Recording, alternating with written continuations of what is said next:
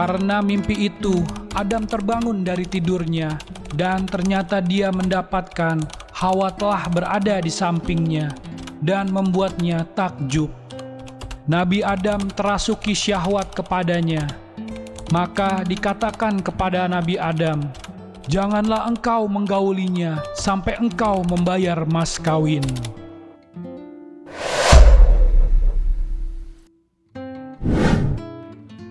Assalamualaikum warahmatullahi wabarakatuh. Sahabat kalbu yang Allah cintai, kisah kali ini menceritakan Nabi Adam dan Siti Hawa tidak pernah berhubungan intim di surga. Selama di surga, Nabi Adam belum pernah sama sekali menggauli Siti Hawa. Hingga Nabi Adam dan Hawa diturunkan ke bumi, barulah malaikat Jibril mengajarkannya bagaimana cara menggauli istrinya. Ibnu Katsir dalam bukunya yang berjudul Al-Bidayah wa An-Nihayah menjelaskan bahwa selama berada di surga, Adam sama sekali belum pernah menggauli Hawa.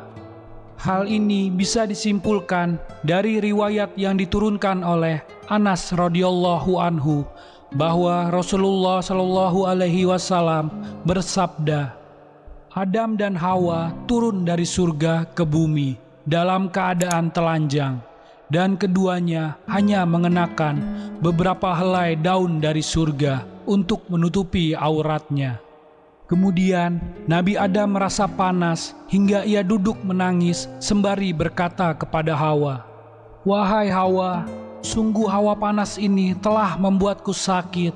Maka datanglah Jibril kepada Nabi Adam dengan membawa kapas dan memerintahkan kepada Hawa untuk memintalnya. Setelah Jibril mengajarkan kepadanya cara untuk memintal. Setelah itu Jibril memerintahkan kepada Adam untuk menenun dan mengajarkan kepadanya cara menenun. Ia juga menambahkan, Adam belum pernah menggauli istrinya selama di surga, hingga keduanya turun dari surga dikarenakan kesalahan mereka memakan buah pohon kuldi. Disebutkan juga, dan keduanya tidur sendiri-sendiri. Salah seorang dari keduanya tidur di satu sisi, sedangkan yang lainnya tidur di sisi lainnya.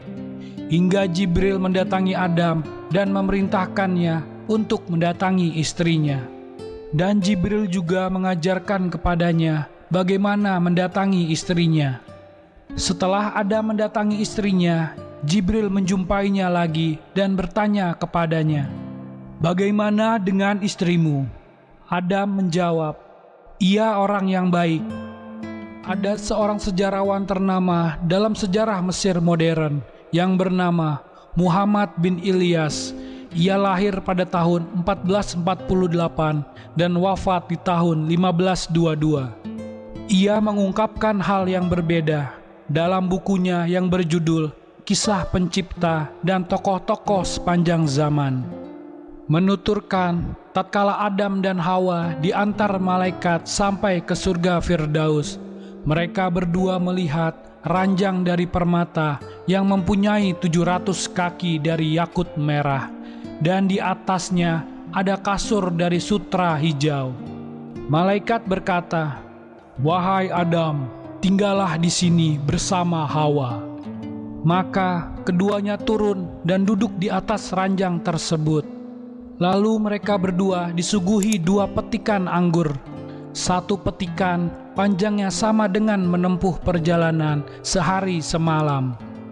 Mereka berdua makan, minum, dan bermain-main di taman surga. Apabila Adam ingin bersenggama dengan Hawa, maka dia masuk ke dalam kubah yang terbuat dari permata dan zabarjud. Mereka berdua ditutupi oleh satir yang terbuat dari sutra.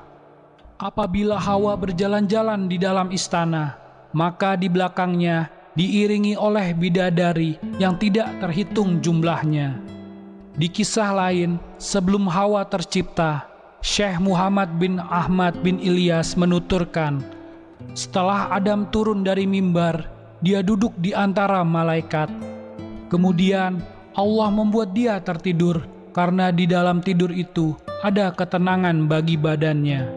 Ketika tertidur, dia melihat Hawa di dalam mimpinya, padahal Hawa belum diciptakan pada saat itu. Nabi Adam tertarik ketika melihatnya. Kemudian Allah keluarkan dari tulang rusuknya yang sebelah kiri. Dari tulang rusuk itu diciptakanlah Hawa seperti bentuk Adam. Allah menciptakan Hawa dengan seindah-indahnya dan memberikan 1000 keindahan bidadari. Maka jadilah Hawa wanita tercantik di antara sekian wanita yang kemudian menjadi anak-anaknya hingga hari kiamat. Hawa memiliki 700 kepang di rambutnya, tingginya sebanding dengan Adam. Dia diberikan pakaian dan perhiasan dari surga, sehingga dia sangat bersinar lebih terang daripada matahari. Karena mimpi itu, Adam terbangun dari tidurnya, dan ternyata dia mendapatkan Hawa telah berada di sampingnya, dan membuatnya takjub. Nabi Adam terasuki syahwat kepadanya. Maka dikatakan kepada Nabi Adam, "Janganlah engkau menggaulinya sampai engkau membayar mas kawin." Adam bertanya, "Mas kawinnya apa?" Allah menjawab, "Aku melarangmu mendekati pohon hitnah atau gandum. Engkau jangan memakan buahnya, itulah mas kawinnya." Menurut riwayat lain, Allah berfirman, "Berikanlah dahulu mas kawinnya." Adam bertanya, "Mas kawinnya apa?" Allah berfirman, "Mas kawinnya adalah salawat kepada nabiku dan kekasihku, yaitu Muhammad." Adam bertanya, "Siapa gerangan Muhammad itu?" Allah berfirman, "Dia adalah salah satu dari anakmu. Dia adalah nabi terakhir. Seandainya tidak ada dia, tentu aku tidak akan menciptakan makhluk." Selanjutnya, Allah mengusap punggung Adam. Dari Adam, dia mengeluarkan keturunannya yang banyak sekali seperti debu. Ada yang putih, yang hitam, ada laki-laki, dan juga ada wanita. Allah mengalirkan cahaya kepada mereka dari cahayanya. Barang siapa menangkap cahaya itu, maka dia menjadi orang yang beriman, dan orang yang tidak mengambilnya akan menjadi kafir. Di antara mereka ada orang-orang yang mendapatkan cahaya yang berkilau. Adam bertanya, "Wahai Tuhanku, siapakah mereka itu?" Allah menjawab, "Mereka adalah para nabi dari keturunanmu, wahai Adam." Kemudian Allah mengawinkan Nabi Adam dengan Hawa. Itu terjadi pada hari Jumat menjelang sore hari. Oleh karena itu, disunahkan akad nikah dilaksanakan di hari Jumat. Menurut sebuah riwayat, Adam lebih menawan daripada Hawa, tetapi Hawa lebih lembut. Kemudian Allah memerintahkan malaikat Ridwan, juru kunci surga, untuk mendekorasi gedung dan mendandani wildan, anak-anak yang ada di surga, dan para bidadari. Nabi Adam diberi kuda yang diciptakan dari minyak kasturi yang sangat harum baunya, yang diberi nama Maimun, yang larinya cepat bagaikan kilat yang menyambar. Ketika kuda itu sudah ada di depan hadapan Nabi Adam, maka Nabi Adam menungganginya. Sedangkan Hawa diberi unta dari surga yang di atasnya ada haudah dari permata. Hawa naik ke atas haudah yang ada di atas unta itu. Selanjutnya, Jibril alaihissalam memegang kendali kuda. Mikail berjalan di sebelah kanannya dan Israfil berjalan di sebelah kirinya. Mereka membawanya jalan-jalan ke semua pelosok langit.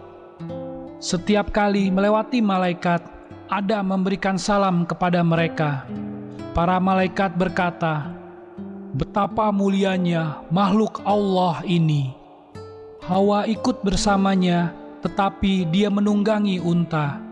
Para malaikat membawa mereka berkeliling, sampai akhirnya mereka datang ke pintu surga.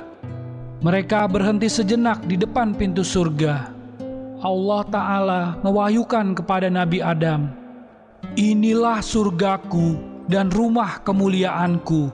Masuklah kalian berdua ke dalamnya, dan makanlah kalian berdua makanan-makanan yang banyak lagi baik, di mana saja kalian berdua sukai.